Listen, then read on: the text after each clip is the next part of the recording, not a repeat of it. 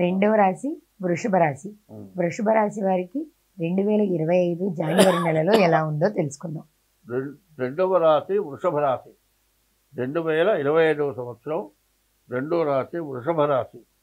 జనవరి 1 నుంచి 30 వరకు ఈ వృషభ రాశి ఫలితాలు చెప్పుకుందాం. తులా వృషభయోర్ భృగు.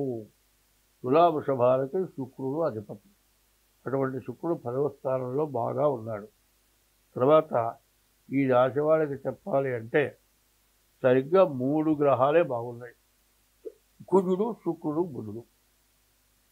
అయితే కుజుడు భూమి కారకుడు, శుక్రుడు కూడా గృహకారకుడు, అట్లాగే బుధుడు వ్యాపారాలకు సంబంధించిన వాడు. అందరినీ మించి రాహువు 4వ వాడు ఇంకా బాగున్నాడు. ఈ రాహువు 11 ఉంటే ఎట్లా ఉంటుందంటే ఎక్కడెక్కడ డబ్బులు వచ్చి పడతాయి. మన డబ్బులు కానీ కూడా ఎవరో ఇస్తే మన దగ్గర పెడతారు, జాగ్రత్తగా ఉంచమంటారు. ఏమో ఎప్పుడు నా అవసరం వచ్చినప్పుడు తీసుకెళ్తా ఉన్నది, నా దగ్గర ఉంటే ఖర్చు అవుతాయి అంటాడు.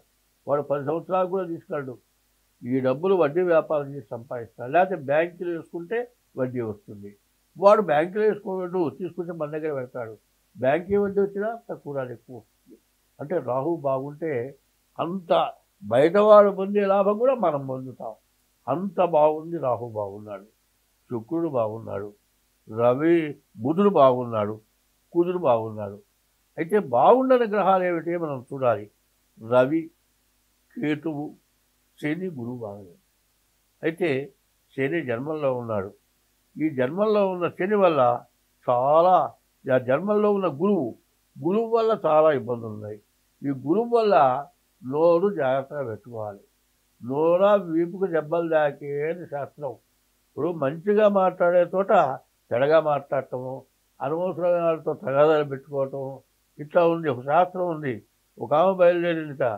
మరి ఏం చేసిందంటే, వాదం లేక వల్లూరు వచ్చాను, వాడకట్టిన సౌతులారు నాతో వాదాలు అందుక. అంటే నోరు గల వాళ్ళు మాట్లాడే మాట్లాడుతూ ఉంటుంది. గిల్లి ఊళ్ళో వాళ్ళందరినీ రండి నాతో కొట్టుకుందామంటే వాళ్ళు ఊరుకుంటారా? సాగు కొట్టి నరగబొట్టి పంపిస్తారు. అట్లాగే ఈ గురువు వల్ల అటువంటి మనస్తత్వాలు, ఆ టైం బాగుండకపోతే అటువంటి బుద్ధులు పుడతాయి. అనవసరమైన తగాదాలు పెట్టుకోవటమో, ఏదో ఒకటి అనవసరమైంది ఎవరినో నంటమో ఇట్లా జరుగుతూ ఉంటుంది. కాబట్టి గురువు వల్ల పూర్తిగా ఇబ్బందికరంగా ఉంది. శని వల్ల బాగాలేదు, రవి వల్ల బాగాలేదు. ఈ 3 గ్రహాలు పూర్తిగా ఇబ్బందికరంగా ఉన్నాయి. పైన ఈ వృషభ రాశికి అధిపతి అయిన శుక్రుడు కూడా బాగున్నాడు. కాబట్టి మంచి జరగాలి అంటే ఈ 3 గ్రహాల వల్ల మనకు ఇబ్బంది లేకుండా చేసుకోవాలి.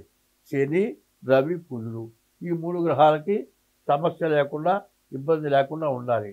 అయితే ఇట్లా ఉండడానికి కారణం ఏమిటి? ఈ దోషాలు ఎందుకు వస్తాయనేది మనం తెలుసుకోవాలి. ఎప్పుడు కూడా ఆగామి, సంచిత, ప్రారంధాలని 3 ఉన్నాయి. ఆగామి, సంచిత, ప్రారంధాలు.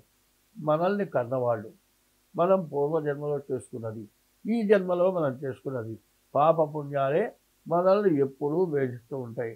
మనల్ని కన్నవాళ్ళు వల్ల వచ్చేది ఏమిటి అంటే, వాళ్ళు చేసిన పాపం వల్ల వస్తుంది. కాదండి, పూర్వజన్మలో తల్లిదండ్రులకు అన్నం పెట్టగనో, వాళ్ళని హింసించో, వాళ్ళ ఆస్తులు లాక్కోనో, వాళ్ళని ఎళ్ళగొట్టో ఇబ్బంది పెట్టినా పూర్వజన్మ పాపం మనల్ని వేధిస్తుంది. అదే కాదండి, ఈ జన్మలో పాపం ఎట్లా ఉంటుంది? భార్య ఉందండి, నీకు పెళ్ళయ్యేంతవరకు ఎంత వయస్సు? పూర్ణాయుర్దాయం 100 సంవత్సరాలు ఇచ్చాడండి. అర్ధాయుర్దాయం 50 సంవత్సరాలు ఇచ్చాడు.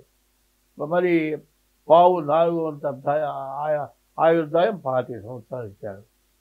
25 సంవత్సరాల సేపు పెళ్ళి అవుతుంది కదా. 25 సంవత్సరాల దాకా నీ తల్లిదండ్రులు నిన్ను పెంచారు. 25 సంవత్సరాల తర్వాత నీ జీవనం ఏమిటి?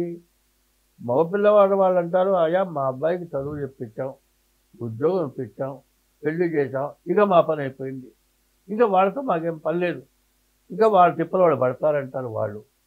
అయితే పిల్లలకి తల్లిదండ్రులు ఏం చేస్తారు? అమ్మాయి అత్తగారింటికి వెళ్ళిన తర్వాత ఏ సమస్య లేకుండా సంతోషంగా హాయిగా బతికితే వాళ్ళు సంతోషపడతారు. కాదండి, అత్తగారి వల్లనో, కుటుంబ సమస్యల వల్లనో, భర్త వల్లనో ఇబ్బంది పడి ఓ రోజు వాళ్ళ అమ్మాయి అన్నం తినలేదు అని తెలిస్తే పిల్లనిచ్చిన తల్లిదండ్రులు అర్థం చేస్తారు. ఏమిటో ఈ బాధ అంటే పిల్లలు చేసుకున్న వాళ్ళకి మాత్రం ఉండదు, కానీ పిల్లలు ఇచ్చిన వాళ్ళకి ఆ బాధ మాత్రం ఖచ్చితంగా ఆడపిల్ల తండ్రులకు ఉంటుంది. అయితే ఈ ఆడపిల్ల విషయంలో మనం ఏం చెప్పాలి అంటే 100 మంది కొడుకులను కన్నా ఒక్క కూతురు కాకపోతే మహాపాపంట. పాపం నివృత్తి కావాలంటే కన్యాదానం చెప్పాడు. దశపూర్వేషాం దశాపరేషాం మధ్వంశానాం సర్వేషాం పితॄణాం నరకాదు ఉత్తీర్య శాశ్వత బ్రహ్మలోకే నివాస సిద్ధ్యర్థం. నువ్వులు ఒక రాశి సూర్యమండలం అంత రాశి వస్తే ఎన్ని నువ్వులైతే ఉంటాయో అన్ని సంవత్సరాలు స్వర్గంలో ఉండటం కోసమని ఆడపిల్లని కన్యాదానం చేయమని చెప్తుంది. అటువంటి ఆడపిల్ల కోసం ఈరోజు కూడా తల్లిదండ్రులు బాధపడుతున్నారు. వీళ్ళేం చేస్తున్నారు, పెళ్ళైపోతుంది, అమ్మాయి మన ఇంటికి వస్తుంది, వీడేమంటారు ఏదైనా శుభకార్యం చేయబడతామో చేసుకున్నారు, గుడ్డలు పెడితే మా ఇంట్లో పని వాళ్ళకు కూడా ఇట్లాంటి గుడ్డలు పెట్టమంటాడు. అది కాదు.